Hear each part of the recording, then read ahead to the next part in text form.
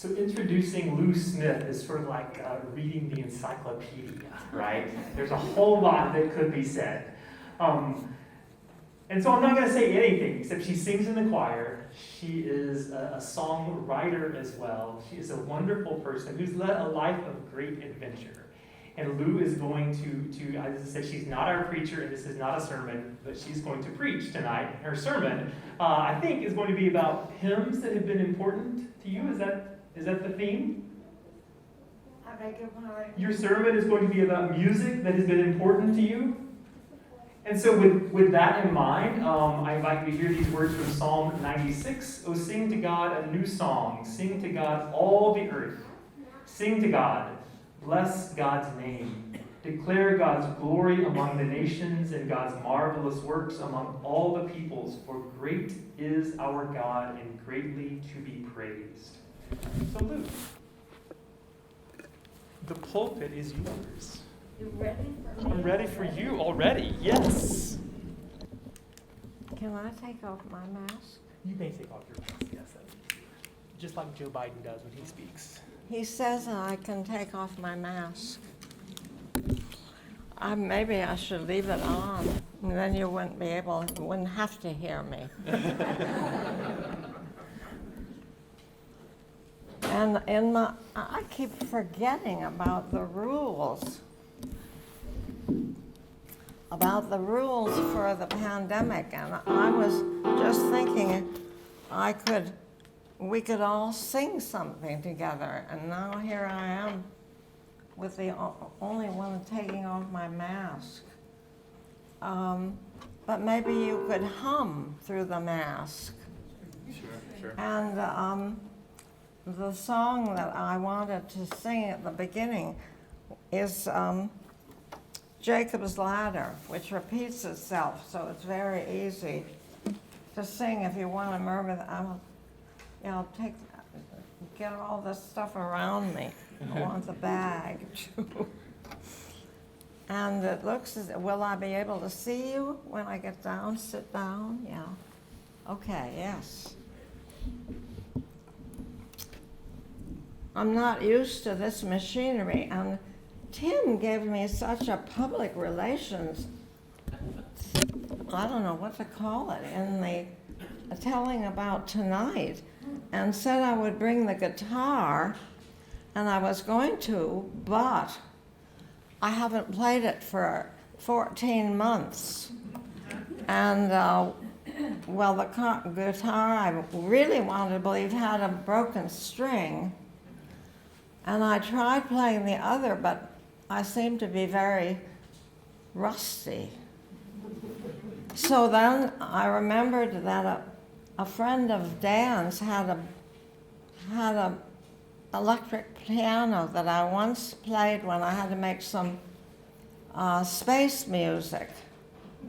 I had to introduce some aliens at the Bannockburn show, and I was practicing my composition in the garage, which was where he had his piano, his electric piano.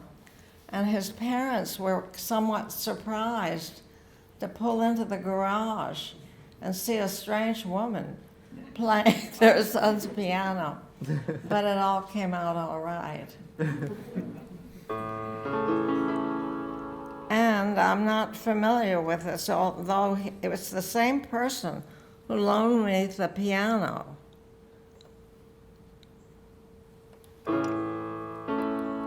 And I thought maybe if we all sang or hummed Jacob's Ladder, just to begin with. It starts with, we are climbing Jacob's Ladder, and each verse ends up with soldiers of the cross. Some of you probably know it. We are climbing Jacob. We are climbing Jacob.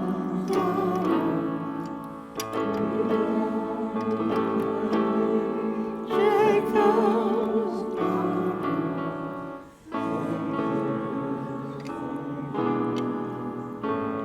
Oh, that sounds perfectly lovely. Every round goes higher, higher.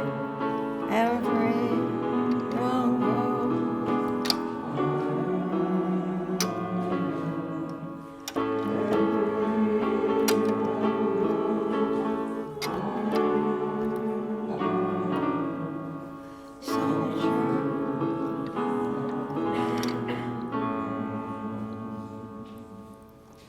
Sinner, do you?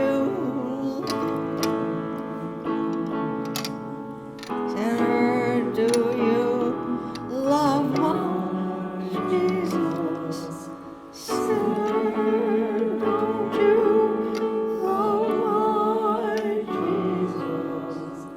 Soldiers of the cross. If you love him, why not serve him? If you love him, why not serve him? If you love you, why not serve him? Soldiers.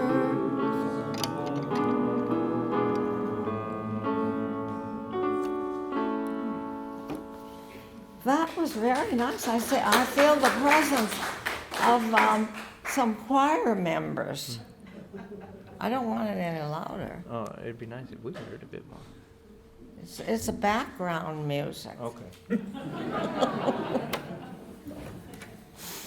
But it's nice to have a technician right on my elbow. Tim asked me to do this, and as I said to him, I felt very ambivalent about it, but after hearing Elizabeth and after hearing the other one, Trey. oh, was it? Trey and then Dunstan. Trey Yeah, I and began to get my courage up. I decided we're all friends. Bob asked me how my son was, and indeed, Dad came down last week, but now he's back in Cape Cod, and I told Bob I wished I were back there too, because I'm subject to stage fright. So that's my problem right now. But when I thought about talking with you, I thought, yes, as Tim said, I thought about music and the relation of music to, well, hymns and songs, to the way you feel about your faith journey. And I will start out by saying that what I really am doing is a fireside chat, not a sermon. I'm not preaching. I'm sort of reminiscing because I thought since I started living so long ago, it might be of interest to you to know something about what it was like, but you have to use your imagination and put yourself almost in a foreign land, because I was born 3 weeks after the armistice of the First World War. It was not the First World War, it was the World War. It was the war to save democracy, and it was the war to end wars. And the fact is that while I was growing up, we, and even grown-ups, thought that we had managed to end war. And that's a very strange feeling to have for people nowadays. But it meant that we were in sort of a never land, or a bubble or something like that. And the truth is that I certainly thought there were never going to be any more wars. And it was a very, well, in retrospect, It was a very unusual feeling to have, and it lasted from about 1918, when they were also having a pandemic. They were having the Spanish flu, but not my family. They didn't seem to get it. But that was the beginning of this hyphen between wars. But we didn't realize it was a hyphen because we had the United Nations. Of course, we didn't join it, but we thought in our apparent naivete that it would take care of things. We did gradually discover that that was not going to be the case. And toward the end of the 30s, it was clear because we already had the Spanish War. We had there was another one in there. Oh yes, Mussolini went into Abyssinia, as they called it sometimes, but we seem to call it Ethiopia all the time now. And Japan went into China. So anyone who was reading the papers knew that the handwriting was on the wall. But I was growing up in this, as it were, a bubble, and my father was a minister, and he had been a chaplain in the Navy. He had gone over to England, but he did not get to France. And he started coming back, but I came faster than he did. So he didn't arrive until I was maybe, I don't know, it's about 10 days old. But his first church was in a small town in upstate New York. And it was called Greenwich, not Greenwich. It was Greenwich, just the way it's spelled. It always given me trouble in Connecticut. But it was called the Botskill Baptist Church. And so that's where I first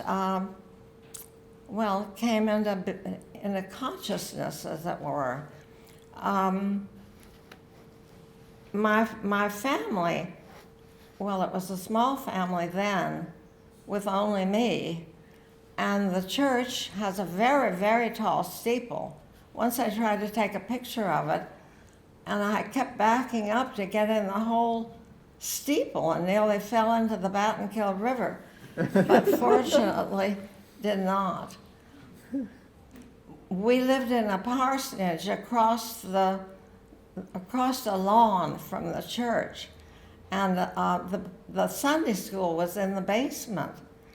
And I remember going over there, just crossing the grass and running down into the Sunday school, and the first hymns and songs that I learned there. And a little while ago, when we were talking about reparations, I suddenly remembered one of the very first songs that I learned, and there were some people who had learned the same one, and maybe you did. So if you know it, you can hum along. And it looks as though I didn't make a decision about what key I was going to play it in, but we'll try it. But if you do recognize it, why, sing along.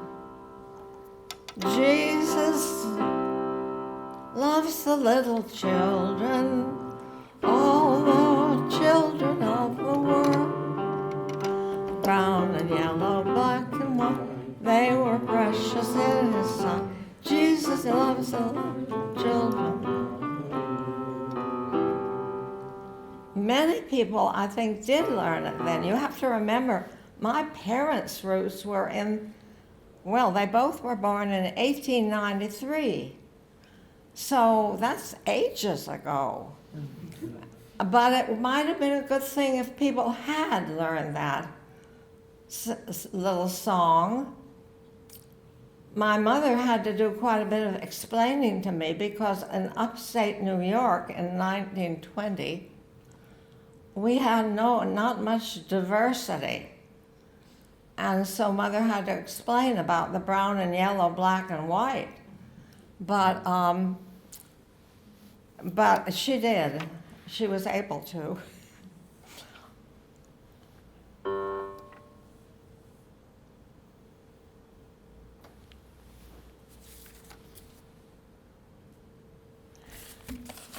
The second song that I remember from Sunday school, and that maybe some of you know this too. I can't understand. Oh, I see. Oh, I played it in the wrong key. Well, you sang it very well anyway. This one was another old-fashioned song. It's quite a few of our hymns are old-fashioned.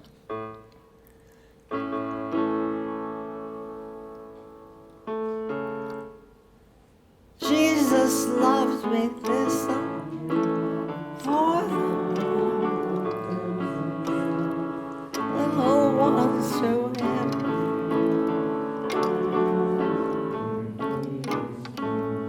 Yes.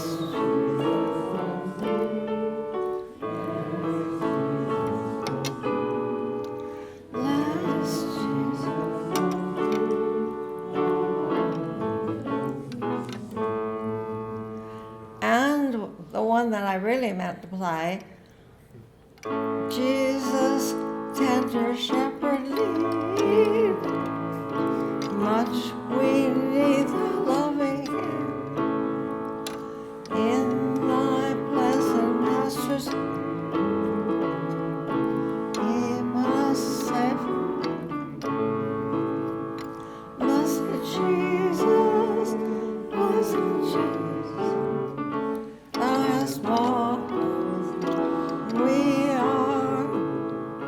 Blessed Jesus, blessed Jesus, thou hast walked.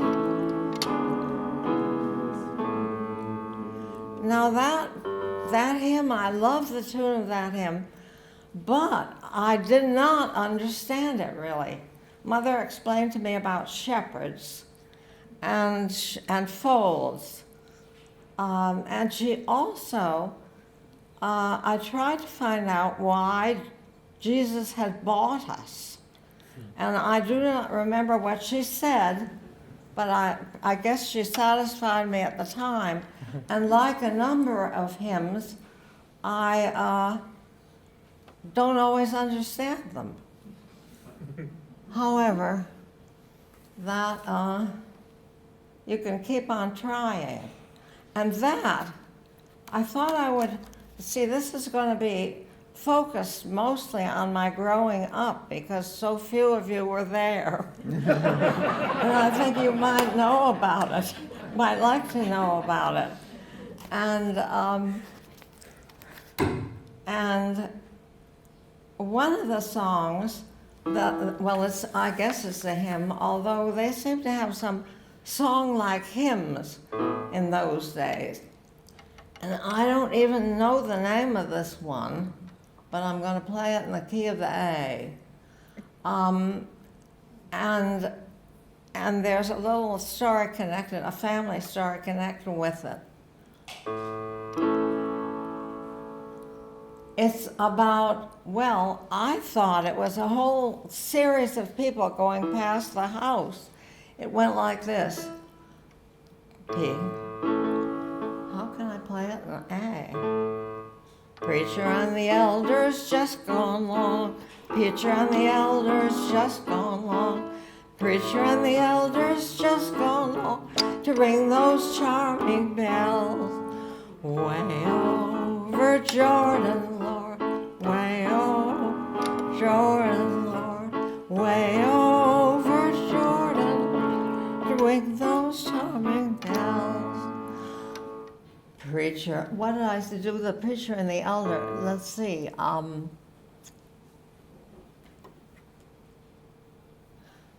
What? Oh, there's more to it.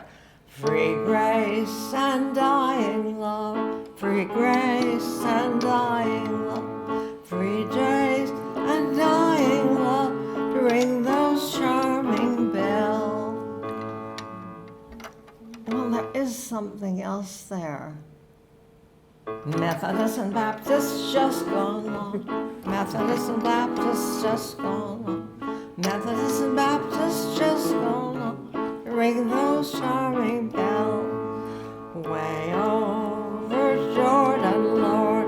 Way over Jordan. Way over Jordan.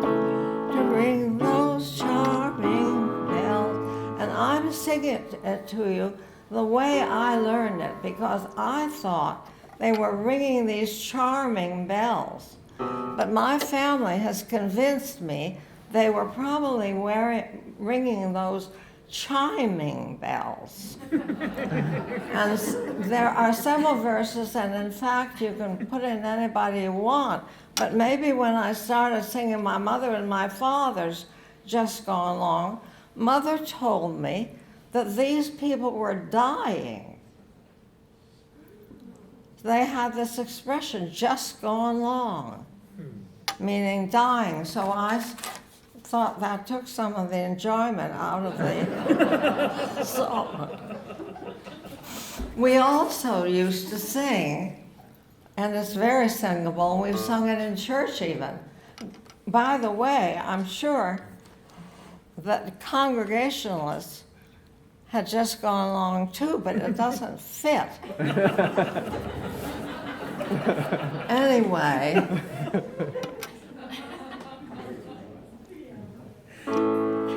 we sang, well, I guess we sang it, yeah. Shall we gather at the rim, where bright ancient feet have trod? We will walk by the way.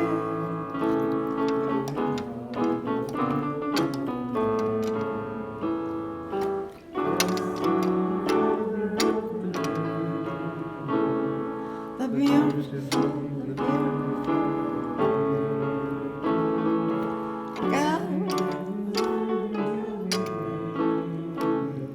flows by the throne, by the margin of the river, watching up his Christmas light. We will walk and worship him, all happy go. Yes.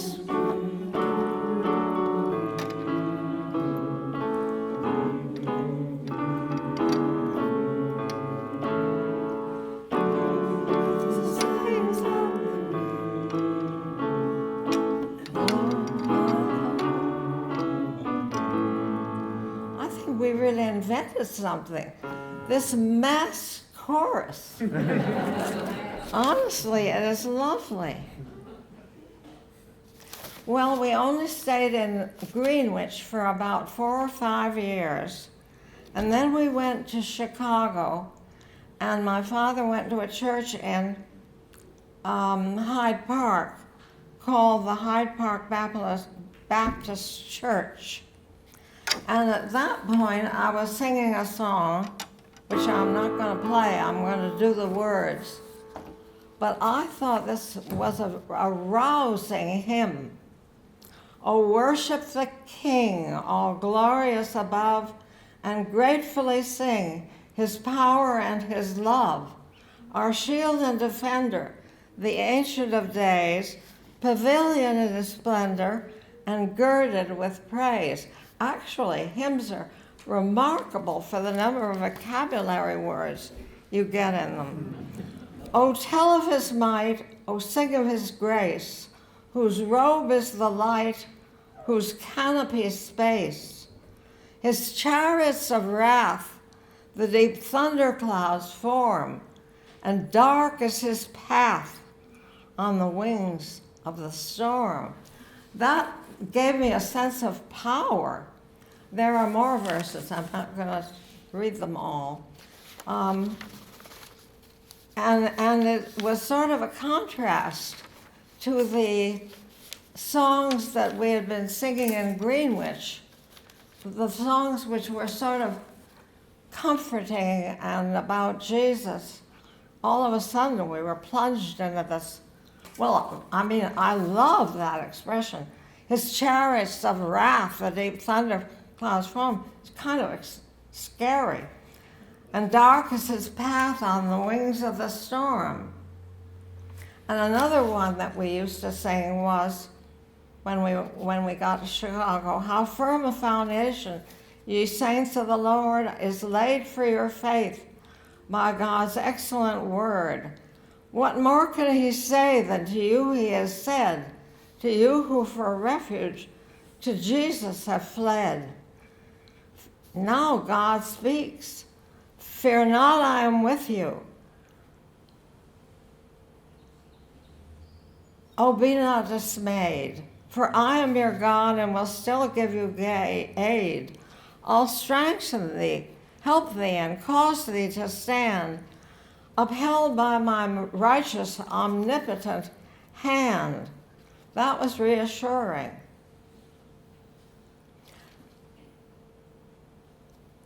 It was a number of years afterwards. When I was 11, I joined the church. It was because it was a Baptist church. We had something called total immersion, and that was pretty exciting. And we had a baptistry, and we wore our long white gowns and were totally immersed. I was totally immersed by my father, and I had long hair, and it got very wet. And I may have said I was 11 years old at that point. I had wanted to be 10 because one little girl got baptized when she was 10, and I wanted to be just as early as she was, but it ended up being, I was 11 and it was 1930. And the song that everybody sang in connection with baptism was Blessed Be the Tie That Binds, and that's a good singable song. So I think we'll sing that. And that will sound very good with masks on, I'm sure. Blessed be the tie that binds our hearts in love. I sometimes forget what key I'm in. This ship of care is not too bad.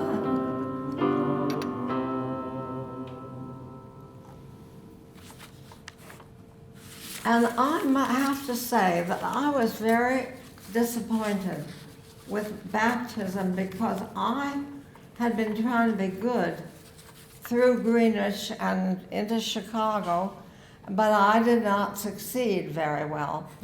And I had the impression that baptism was going to take care of it, but it did not. And so that was one of my greatest disappointments in life. And something terrible happened after high school. Well, it was really when I was graduating. By that time, there were 4 children in our family. We did a lot of singing because my father was a very good singer. And while my mother said she could not sing or could only sing in the key of C, she was able to teach us a lot of the words of songs and even sing them in the key of C, whatever.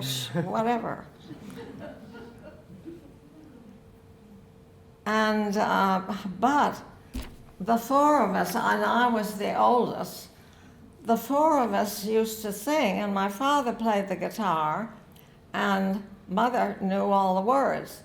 And so we did a lot of singing. And in fact, my first guitar I got in when I graduated from high school, but also when I graduated from high school, my little sister got pneumonia, and she died. And as far as I was concerned, that was the toppling of religion, as far as I was concerned. I mean, with God with power and Jesus with compassion, how could he let Priscilla die? And so I was struggling with some pretty basic questions. And I still am. I might mention that this is the early part of my life, but the fact is, it's still a search. And I didn't mention that to Tim. But it is true. In the course of time, we had to keep on going, but we've never forgotten her. And at some point, my brother and I, with my roommate from college and her brother, went youth hosteling in Europe. And by that time, it was evident that the League of Nations was not going to do the trick. And I went away to college, and I graduated from college, and I worked for the summer of 1939 in a settlement house. Did any of you ever hear of settlement houses? Because there are people who've never heard of them, and they are particularly frequent in New York City because they were a response to immigration in which well-intentioned people, often women, came and lived, well, all over New York, in buildings where they carried on lessons in sewing and speaking English and cooking and, well, you name it. That was a settlement house, and it was sort of a Lady Bountiful affair where these ladies who had ladies of goodwill, came and organized these classes.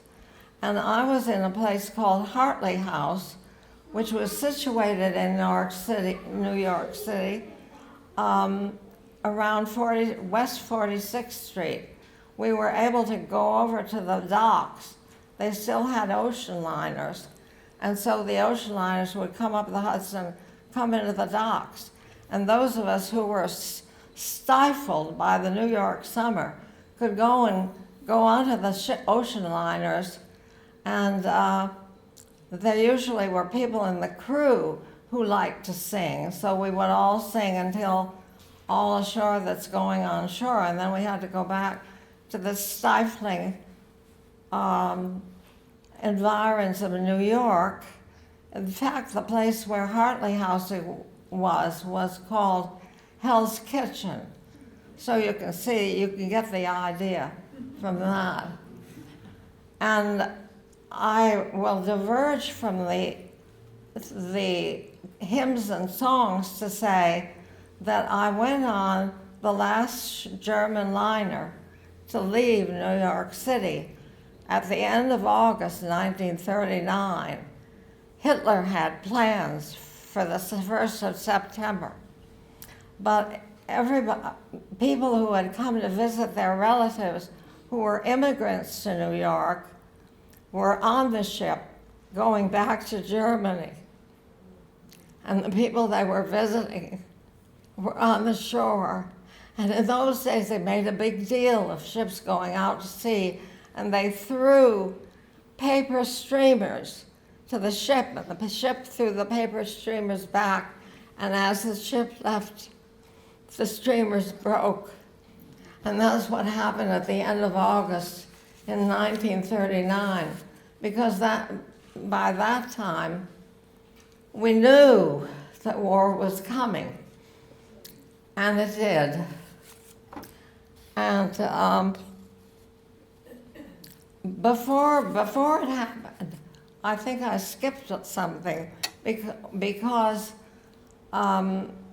when my brother and I and my college friend and her brother were youth hosteling in France, Germany, and Switzerland, we met a lot. We were bicycling, and we met a lot of trucks driving down to the Maginot Line and driving down to the Siegfried Line, and they were full of German soldiers. And they were delighted to see two American girls bicycling along the road. We got a lot of cheers.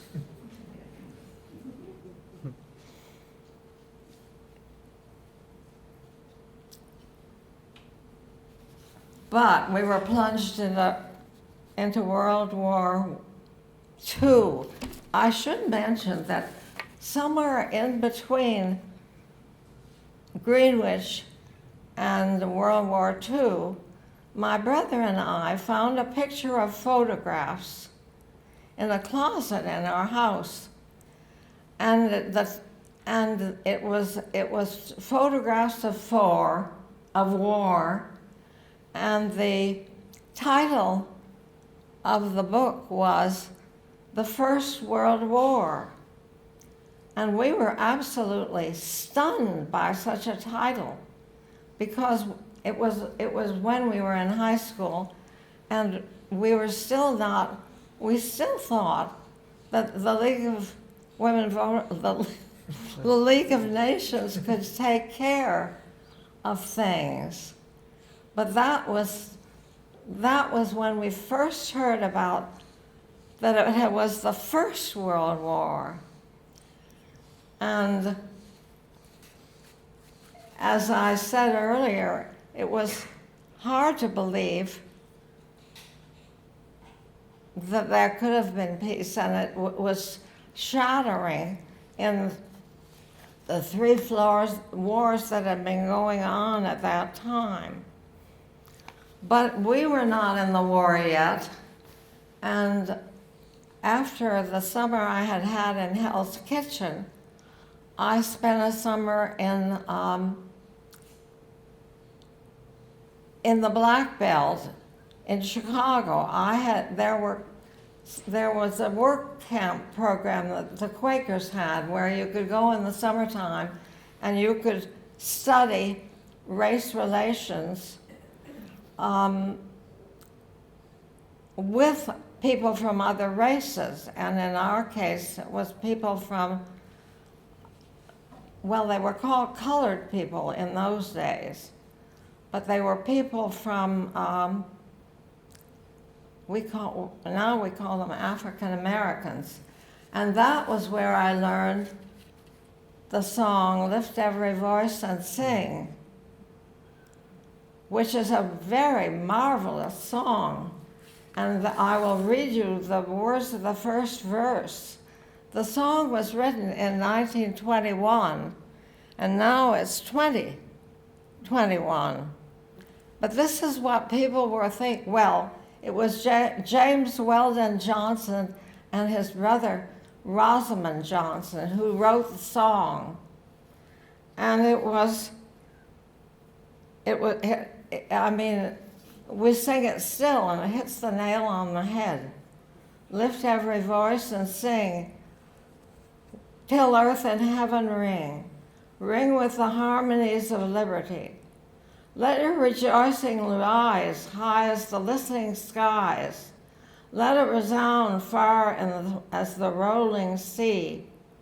Sing a song full of the faith of the dark past has taught us. Sing a song full of the hope that the present has brought us. Facing the rising sun of a new day begun, let us march on till victory is won. That was 100 years ago. They had something called the Harlem Renaissance then, but it's 100 years later now.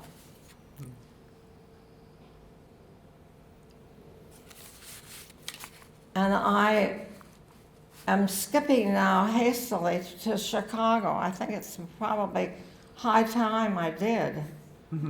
My father went to Riverside Church in New York City. Riverside Church is an interdenominational church. And one of the denominations that it belongs to is Congregational. So it's okay for me to be here.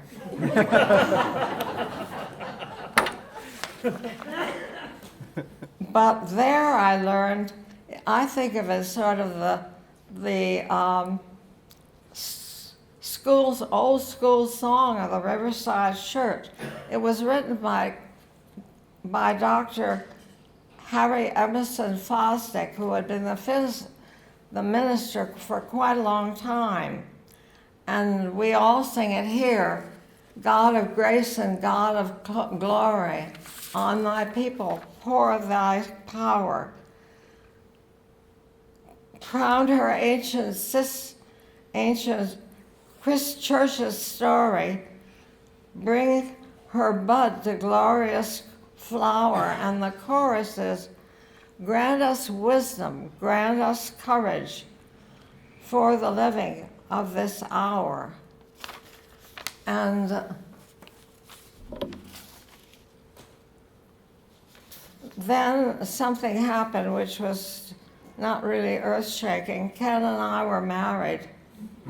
That was in about 1956. And I ceased to be moved about by my father's different churches. And I was moved about by my husband's newspapers, where we lived in Philadelphia, Pittsburgh, Leonia, New Jersey, and finally, Bethesda. And see, I'm hurrying along now because we were given less time than I'm taking. Anyway, we had Martin Luther King's assassination, and at that time I learned Amazing Grace. Can you imagine? I didn't know that for years. And I also learned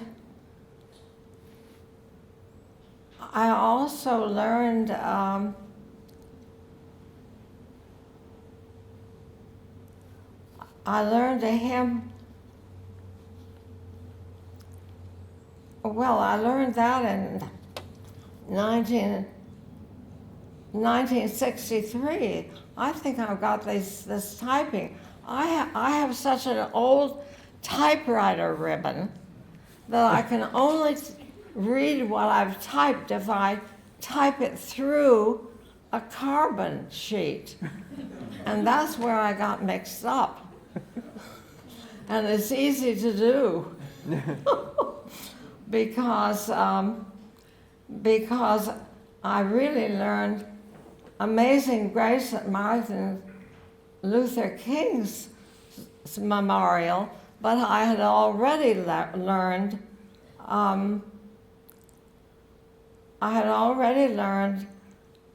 to sing Lead Kindly Light at the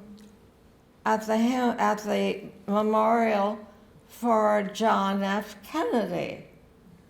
And those were two songs which I had known, but they were so poignant to sing at these services. And we sing both of them here. But I will conclude with a hymn which has meant a great deal to my brother and me. My brother spent a lot of time in the Pacific during the Second World War, And I spent a little time in Italy working with refugees during the Second World War. But we had learned from the minister in Chicago a song that he knew from Maine. And it's a nautical sounding song, but it's the kind of thing that upholds you when you need it. It's called Let the Lower Lights Be Burning. And it starts out with, well, I'll play the tune and maybe I can sing it for you, and I'm supposed to play it in the key of C.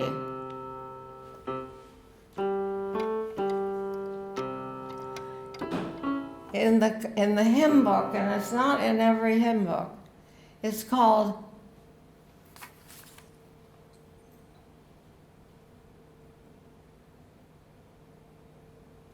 Let the Lower Lights Be Burning. And those of you who are familiar with the water, you know what that means. There's both a lighthouse standing up, and there are lights along the water. And the idea of this song is, let the lower lights be burning, send a gleam across the wave. Some poor fainting, struggling seaman you may rescue, you may save. And I will sing that to you. And if you know it, of course, chime in.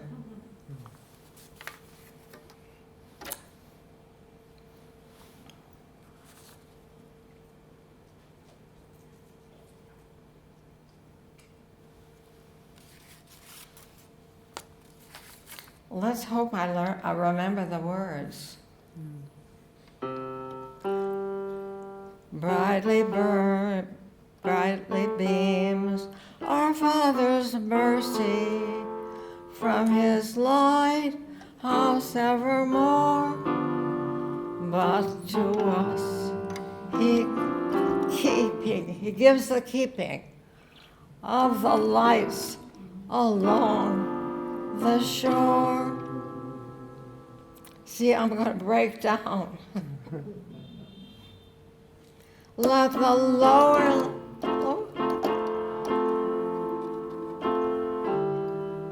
send the gleam across the way. Some poor fainting, struggling seaman you may rescue.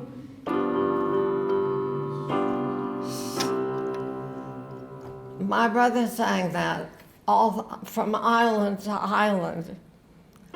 When he arrived in Japan, I have to tell this story. He didn't know whether he arrived with his company at I can't say the island, Shoshuko, I think it is.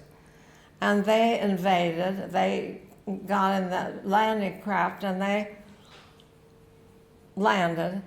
And he had a helper who understood the Japanese, and when they were not sure whether everybody had gotten the message of surrender. There was a surrender in August, as well as a surrender in Europe in May, and they walked up toward the dunes on this island, and some people arose from behind the dunes and came toward them, and they were ladies with flowers. And my brother, who was the captain, asked the Japanese person what they were supposed to do, and the Japanese person said, bow. So they shouted, bow, and they all bowed. And then my brother said, what do we do now? And he said, stand up. So they stood up. And it turned out that they had gotten the message of surrender. And they walked forward and they climbed the dune, and there on the other side were the trucks to take them to the central island. And that's my growing up story.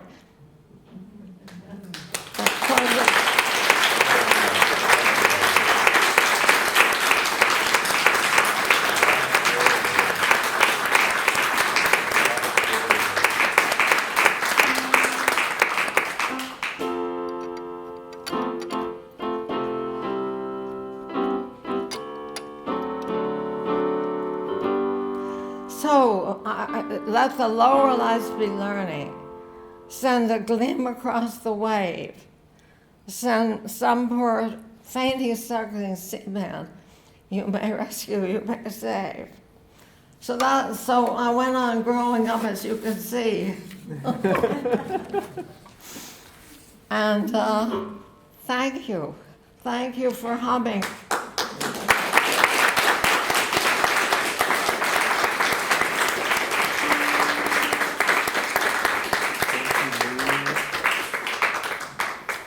I'm just going to sit here. You sit right there. You sit right there. You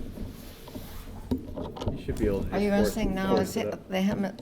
Oh, good. So one of the hymns that Lou did not include is "Now the Day Is Over." She said that was a hymn we were talking earlier. One of the hymns that she learned at camp. There are words on a piece of paper scattered around. If you have that, Barbara, you have the music for "Now the Day Is Over." So we will.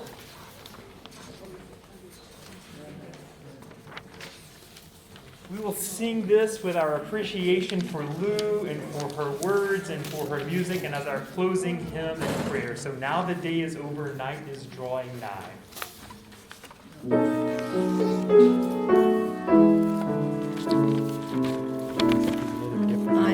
Oh, thank you. Now the day is over, night is drawing nigh, shadows of the evening steal across the sky. God give to the weary calm and sweet repose, with your tender blessing may my eyelids close. Jesus, grant to children visions bright of thee. Guard the spirits tossing on the deep blue sea. Comfort those who suffer, those in grief and pain.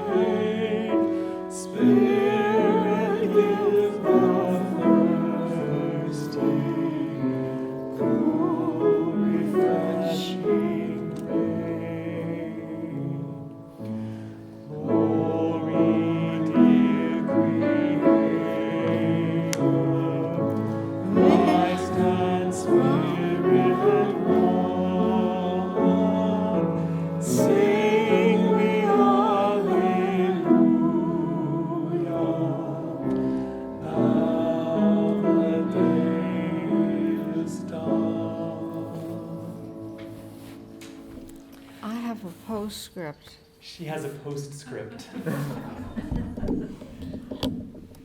I just discovered I missed one whole section, but it's just lucky I did, because I'm took too long anyway. But I will tell you that the section has to do with our starting singing as a family. Because it happened, while we were in Chicago, we used to go to Lake Michigan in the summer, and we used to have Vespers, and on Sunday night at 7:30, and we would sing hymns, and my father would play the guitar. And that's why we sing so many songs. And if you would like, I will meet you behind the woodshed, and we can sing some of those songs someday. Lovely, lovely, lovely. Thank you, Lou. Move your microphone back. Thank you all. Go in peace. Amen. Amen. Thank you, thank you, thank you. That was lovely. Thank you so much. Well, it seems sort of awful. Well, it was not awful at all. It was your Well, I life in mean- song. It was beautiful. Well, I couldn't sing it. I couldn't sing the final song, and the final song is so meaningful.